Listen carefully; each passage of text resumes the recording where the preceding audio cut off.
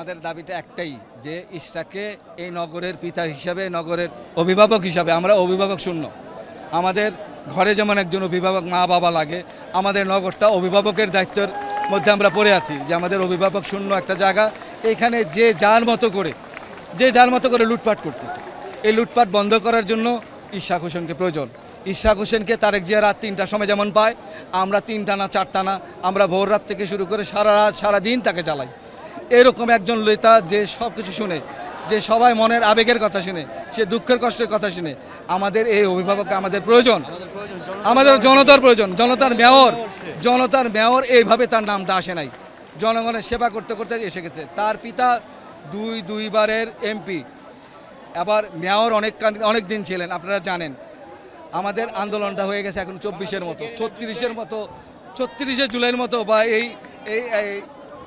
এই আন্দোলনটা 36 দিন চলে কিনা টানা তাও জানা নাই, আমরা কতদিন করব তা জানা নাই। তবে ডক্টর ইউনূস অত্যন্ত ভদ্র এবং সুনামধন্য লোক, সে যদি এই ব্যবস্থাটা দ্রুত নেয় তাহলে আমাদের মনে হয় যে এটা খুব দ্রুত এই তার শপথ গ্রহণের ব্যবস্থাটা করা হবে। হ্যাঁ, এলএমই সার্টিফাইড বিশ্বসেরা কপারে তৈরি ওয়ালটন কেবলস, যা আপনার স্থাপনাকে রাখবে সব সময় নিরাপদ। এটা হলো জাস্ট মানে আমরা ওরা আসিফ মাহমুদ, আসিফ নজরুল, আমরা আসিফ আকবরকে আনবো। আমরা এখানে আপনাদের এন্টারটেনমেন্টের একটা মানুষ একঘেয়েমি থাকাটা, মানে এখানে আমরা শান্তিপূর্ণ আন্দোলনটা বুঝাচ্ছি, যেটা শান্তিপূর্ণ আন্দোলন। আমাদের সাথে পুলিশ ভাইরা আছে, আমাদের সাথে বিজেপিরা আছে, এই আদালতের রায় কার্য করার জন্য। এখন শিল্পীরা আসলে আমরা কি না করতে পারবো? আমাদের এন্টারটেনমেন্টের জন্য আসছে ওনারা। আমরা ঢাকাবাসী, এলাকাবাসী এবং তার নির্বাচনী এলাকারই এখানে আছি। এখানে অনেক পুরো যে দেশবাসী এসে গেছে তা না, শুধু তার এই এলাকায়।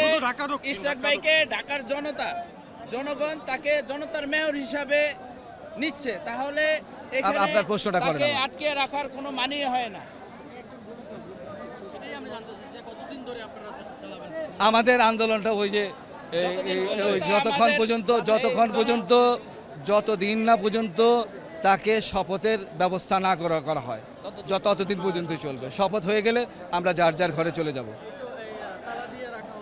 তালা আমরা দিয়ে রাখি নাই, তালা ওনারা দিয়ে রেখেছেন। আমরা নিরাপত্তার দায়িত্বে আমাদের কর্মী বাহিনী, আমাদের কর্মী দ্বারা, আমাদের পরিচ্ছন্ন কর্মী দ্বারা আমরা সেটাকে নিরাপদ রেখেছি।